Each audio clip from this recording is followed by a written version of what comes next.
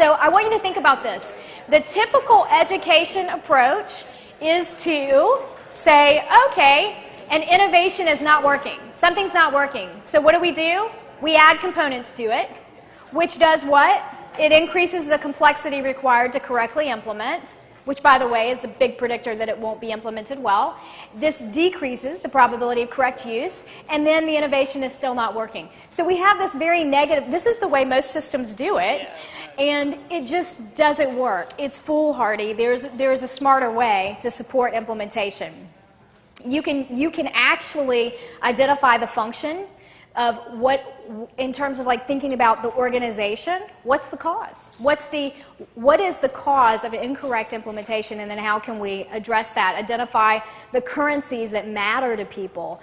Even like this is a slide that's focused on teachers.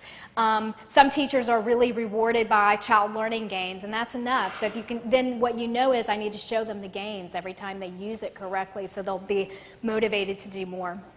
Basic kind of behavior analysis, except with adults and with the system. So this is some work that we're doing. I mentioned I have some RTI software for math for K-8, and what we're doing, because we need people to interact with the software to do the work, we've created an implementation chain, a behavior chain, to support implementation. So we know, like, these are the basic steps that need to happen. The rosters need to get uploaded, then there's a screening, and then we have class-wide intervention where it's needed, and then we have individual intervention where it's needed, and interpreting data. Those are linear pieces that need to unfold in a certain way. So what we do is we send what we call implementation briefs, which are 4-pagers of how to get started for each of these steps. We have it on the web. You could go to the help portal and get it there, but we actually email it to the teacher. And so what happens is the rosters are entered, so now the teacher can log in and approve the roster. This is the teacher behavior that we want to occur. And so then we send the brief, how to get started, how to upload your rosters. That's our antecedent. This is the teacher behavior. The consequence is the antecedent for the next action. So now when this has happened, we send by email to the teacher how to do the screening, which is very simple. The computer provides everything you need, but it's really a prompt. It's an antecedent. It's a cue that is saying to the teacher, we want you to do the screening. So then this is the behavior that we're looking for from the teacher, and then the consequence for this behavior is also the antecedent for the next behavior.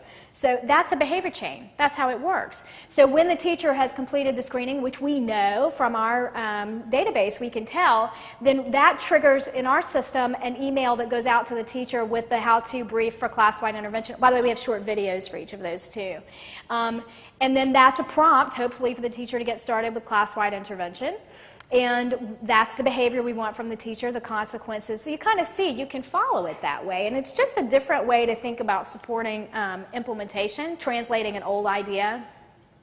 Oh no, if I had known I animated all of those, I would have pressed those buttons sooner. Okay, what happens in most places is we only focus on antecedent supports for implementation. And this is probably true in your own setting. I've been showing these ideas for years, and I'll say to an audience, like, you know, what do you think the chances are of correct intervention use if you have been provided with all the materials to implement the intervention? You say, okay, I find it acceptable, I'm not like philosophically opposed to the intervention. You give the teacher some training, and you watch the teacher do it to a fluency criterion on 2 consecutive trials, so you know they can correctly perform the intervention. And then you go away and covertly monitor. What do you think the probability of correct intervention use is under those conditions?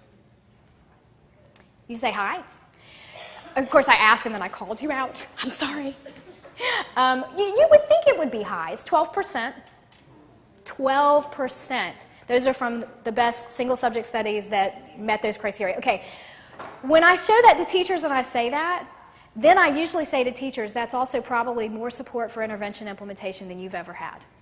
And they nod. They always nod.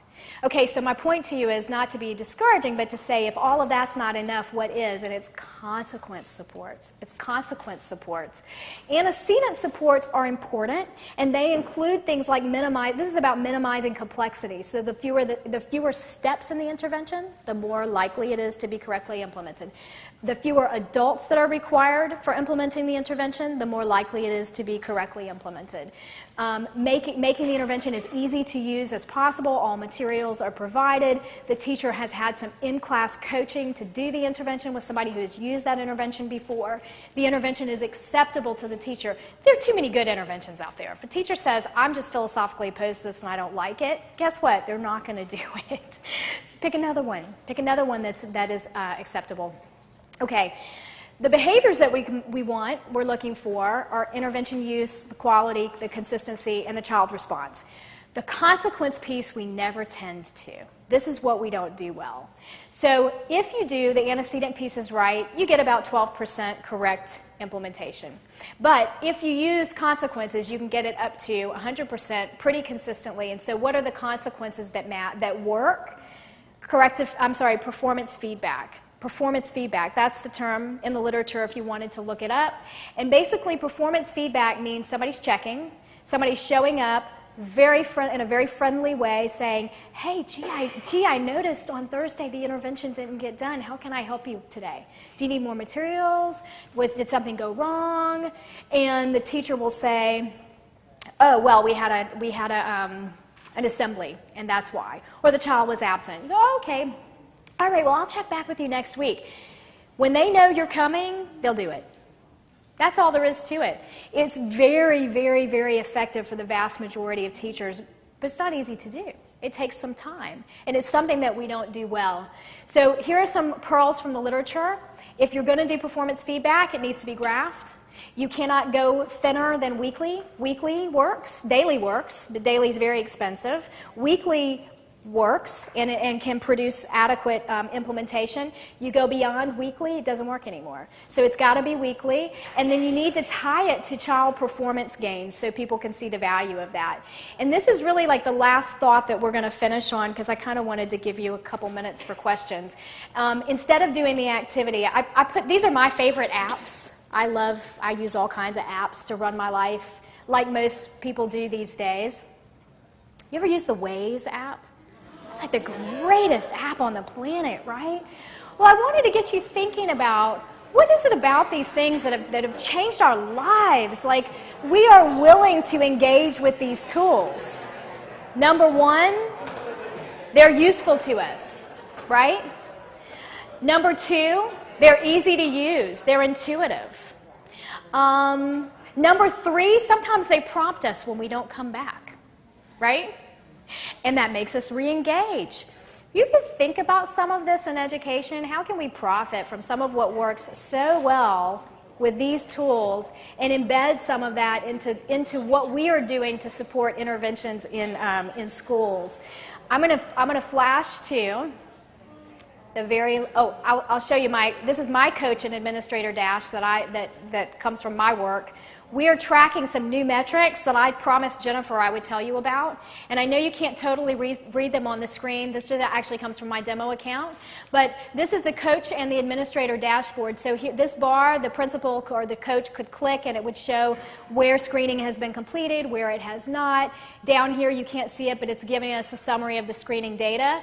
Most importantly here it says you've got class-wide intervention going on in this class. If I click here, I can go directly to the teacher dashboard.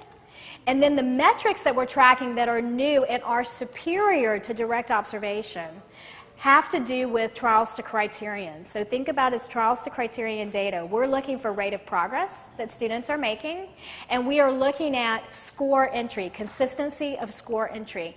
And those two little metrics outperform direct observation if you want to know if interventions are occurring as planned. So you could take that away.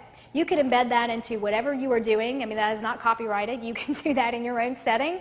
With any intervention you want to run, you can get more accurate estimates of how well things are being used if you try to track think about it like trials to criterion data. What is the rate of progress that is occurring as a result of the use of the innovation? And what is the actual use of the innovation that you can detect from permanent products? Like in our case, You can't do this if you don't actually enter the scores, because you can't get the intervention packets until you enter the score, because we use the score to give you the packet. So we can track that, and it tells us very sensitively whether intervention is occurring. There they are. Intervention progress, intervention consistency, average weeks per skill mastery, and we will prompt, like it says here, you need to go visit this class for the coach, and when the coach does that, the coach can reset the integrity metric to go take them back to 100%, so they can escape. It's hard to climb away from a 0% integrity score. You'd be getting coach visits every week for 20 weeks. So once a coach has visited, we reset it to 100% and give you a chance to mess it up again before we come back.